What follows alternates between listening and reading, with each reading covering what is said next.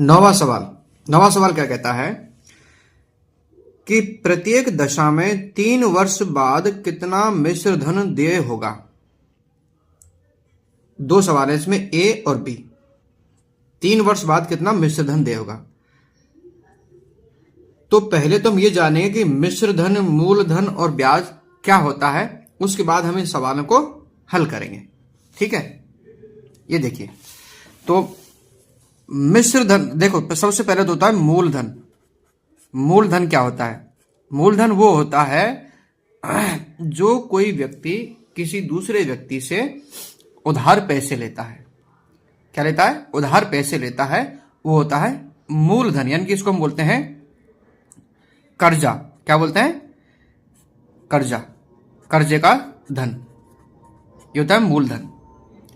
और ब्याज क्या होती है? ब्याज होती है यानी कि कोई भी जो कर्जदाता होता है, जब वो कोई मूलधन किसी को ब्याज पर देता है तो उस पर क्या करता है, वो कुछ उसका खर्चा लेता है कि भाई मैं आपको 100 रुपए दे रहा हूं 1 साल के लिए, तो मैं आपसे 3 रुपए या 10 रुपए या 20 रुपए इस 1 साल का ब्याज लूंगा। ठीक है, तो ये होता है मूलधन पर। क्या होता है? मूलधन पर अतिरिक्त धन। मूलधन पर अतिरिक्त धन होता है ये ब्याज।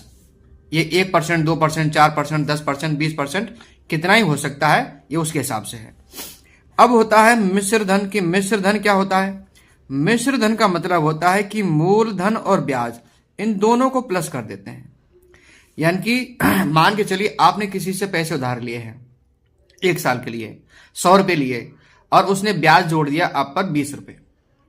तो आप जब उसको लौटाओगे तो 100 रुपए तो वो हो गए जो उसने दिए थे, और 20 रुपए का हो गया ब्याज। तो आप उसको इन दोनों को जोड़ करके उसे वापस करोगे तो इसको हो जाएगा 120 रुपए। ये हो गया उसका मिश्र धन। क्या हो गया? मिश्र धन। यानी कि मूलधन और ब्याज दोनों को जोड़ देते हैं तो मिश्र धन हो जाता है। अब इसको निकालने का जो सूत्र है वो क्या है? वो है, सबसे पहले क्या करेंगे, पहले ब्याज निकालेंगे, है ना। तो ब्याज निकालने का तो साधारण ब्याज का सूत्र है, साधारण ब्याज। पहले हम ब्याज निकालेंगे तो साधारण ब्याज का सूत्र क्या है? मूलधन गुणा समय गुणा दर बटे 100। यानी कि किस प्रतिशत पर ब्याज पर उसे पैसा दिया गया है।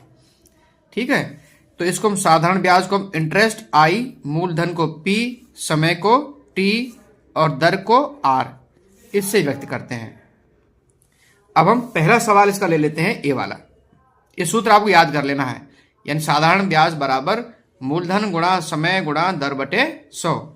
हम इसको ऐसे भी लोग लिख सकते हैं कि P गुणा T गुणा R बटे 100, ऐसे भी।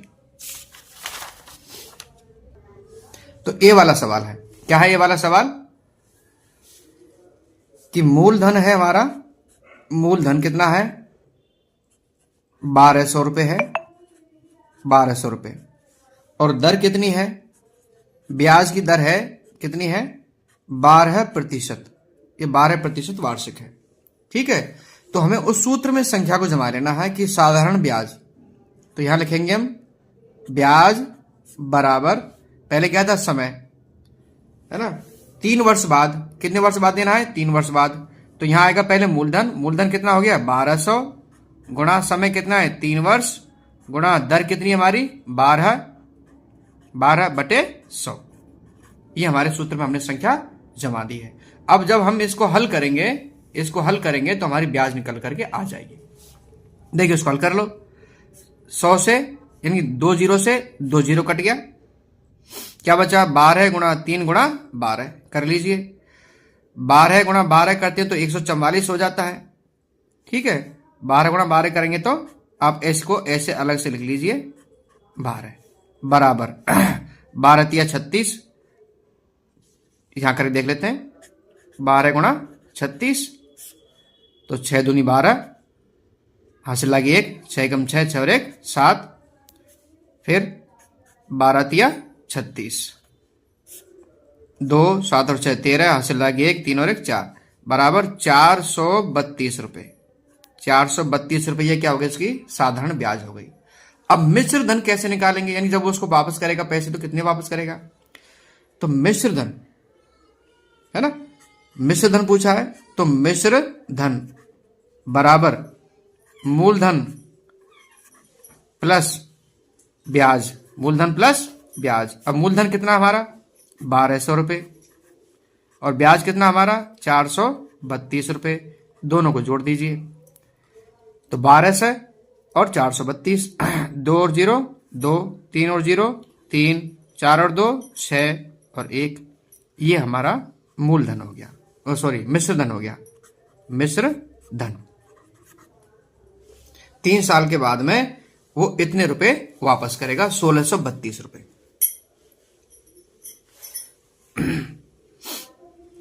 अब दूसरा सवाल बी वाला, बी वाले में क्या है, उसमें मूलधन कितना है, बी वाले में मूलधन है 7,500 रुपये, 7,500 रुपये और ब्याज की दर है, ब्याज की दर है कितनी 5%, पहले वाले में 12% थी। सूत्र वही आएगा, ब्याज हम इसको अब की बार ऐसे लिख लेते हैं, इंटरेस्ट बराबर मूलधन क्या था P गुणा समय क्या था T और दर क्या थी R बटे 100। हम इसको अब की बार ऐसे कर देते हैं, ठीक है। ये हमने अब की बार अंग्रेजी में सूत्र बना के लिख दिया है। तो मूलधन कितना है 7500, समय कितना है 3 साल और दर कितनी हमारी 5 बटे 100 कर दीजिए, 2 0 से 2 0 कट गई, 5 दिए 15, 15 गुणा 75 कर दीजिए, 75 गुणा 15 कर दीजिए, 15 पर 75 हासिल लगी 7, 15 7 105, 105 और 7 112, ठीक है। 1125 रुपये, 1125 ये हो गई आपकी, क्या हो गई ये ब्याज हो गई आपकी, ये साधारण ब्याज है। क्या हो गया है, साधारण ब्याज हो गया। अब क्या निकालना है हमें, अब मिश्र धन निकालना है। तो मिश्र धन कैसे निकालेंगे, ब्याज और मूलधन को जोड़ देंगे, तो यहां लिखेंगे मिश्र धन बराबर मूलधन कितना है 7,500 प्लस ब्याज कितनी है 1125 बराबर जोड़ दीजिए 5 और 0 5, 2 और 0 2, 1 और 5 6, 1 और 7 8, ये उसका मिश्र धन हो गया 8,625 रुपये, 8,625 रुपये ये मिश्र धन हो गया 5% वार्षिक की दर से। 10वां सवाल क्या कहता है कि 56,000 रुपये पर 2 वर्ष पश्चात किस दर से 228 रुपये साधारण ब्याज देय होगा। यानी कि यहां पर हमारे पास साधारण ब्याज पहले से दी हुई है 280 रुपये, समय दिया हुआ है 2 वर्ष और मूलधन दिया हुआ है 56,000। अब हमें इसमें क्या निकालना है, दर निकालनी है कि ब्याज की दर क्या थी। तो सूत्र हम वही जमाएंगे, I बराबर P गुणा T गुणा R बटे 100, यही ठीक है। इसी में हम संख्याएं जमा लेंगे, जो संख्या नहीं दी हुई है उसको हम ऐसे कैसे छोड़ देंगे। अब देखो ब्याज कितनी है हमारे पास 280 रुपये ब्याज है बराबर मूलधन कितना है 56,000 मूलधन है गुणा समय कितना है 2 वर्ष का समय है और दर कितनी है R रेट ऑफ इंटरेस्ट वो नहीं है, तो इसका मतलब हम R को R ऐसे लिख देंगे बटे में 100 कर देंगे, ठीक है। अब क्या करेंगे, ऐसी स्थिति में क्या करते हैं हम, यहां नीचे बटे में 1 ले लेंगे और इन दोनों का क्या कर देंगे वज्र गुणा कर देंगे, यहां लिख देंगे वज्र गुणन, क्या लिख देंगे वज्र गुणन कर देने पर ये हमने कर लिया है। जब हमने वज्र गुणन किया तो 280 गुणा 100 हो जाएगा और बराबर 56,000 गुणा 2 गुणा R, इस तरह से आ जाएगा। अब इसको गुणा कर लेते हैं। अब देखो हमें R निकालना है, क्या निकालना है R निकालना है। अब इसको जब हमें कोई संख्या निकालनी होती है और संख्या में कोई गुणा होती है तो क्या करते हैं हम, इसको निकालने के लिए ये जो संख्या इसके साथ वाली इसको हम बराबर के जो दूसरी तरफ होता है यानी कि राइट हैंड साइड या लेफ्ट हैंड साइड में कहीं भी, तो इसको हम नीचे पहुंचा देते हैं। तो यहां हम आर को यहीं पे रख लेंगे, बराबर लगा देंगे और इनको यहां इनके नीचे पहुंचा देंगे। तो 280 गुणा 100 बटे 56,000 गुणा 2, ऐसे कर देंगे। अब काट दीजिए, 0 से 2 0 से 2 0 कट गई, 1 0 से 1 0 कट गया, 2 रह गया, इधर 56 है। तो 28 का भाग दे दीजिए 56 में, 28 दूनी 56, 28 दूनी 56। तो यहां देखिए, यहां 1 आ जाएगा, क्योंकि किसी भी संख्या को जब हम काटते हैं तो वहां पर 1 तो आता ही आता है। जैसे हमने 100 से हमने 56,000 को काटा, तो 100 से हमने इसको 1 बार काटा और इसको हमने 560 बार काटा। ऐसे ही 28 से हमने इसको 1 बार काटा और इसको 2 बार काटा। ठीक है, तो 1 गुणा 1 करेंगे तो क्या आएगा, 1 गुणा करेंगे तो 1 और 2 दूनी 4, 1/4।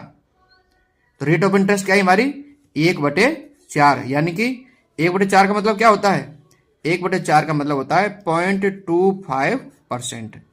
कैसे निकालेंगे इसको, इतना करने के लिए इसमें 100 का हम गुणा कर देंगे, तो 0.25% आ जाएगा।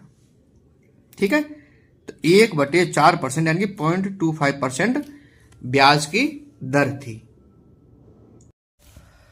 11वां सवाल है, मीना ने 9% वार्षिक दर से 1 वर्ष पश्चात 45 रुपये ब्याज के रूप में दिए।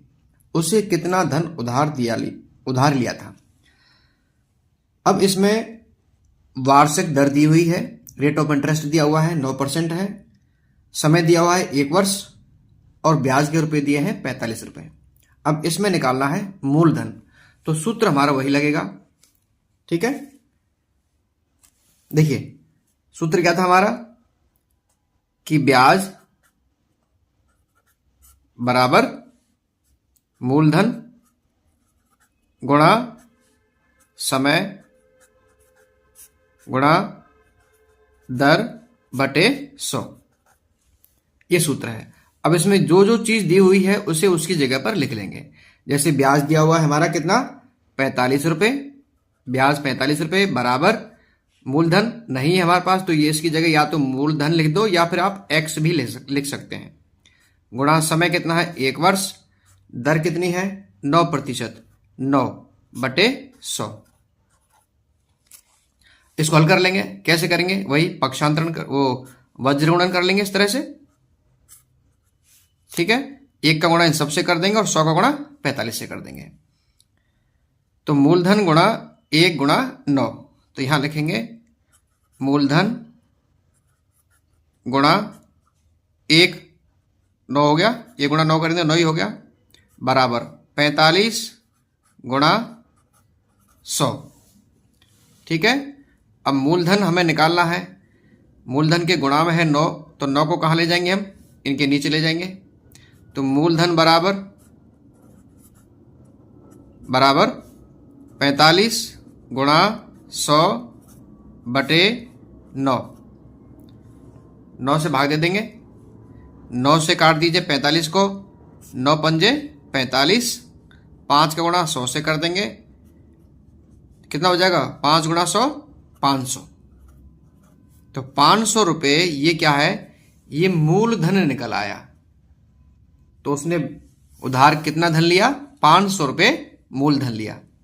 प्यारे बच्चों, चैनल को सब्सक्राइब जरूर कर देना और वीडियो को लाइक कर देना। कमेंट बॉक्स में जरूर कमेंट करना कि सवाल आपको समझ में आए या नहीं आए, समझाने का तरीका आपको कैसा लगा। धन्यवाद।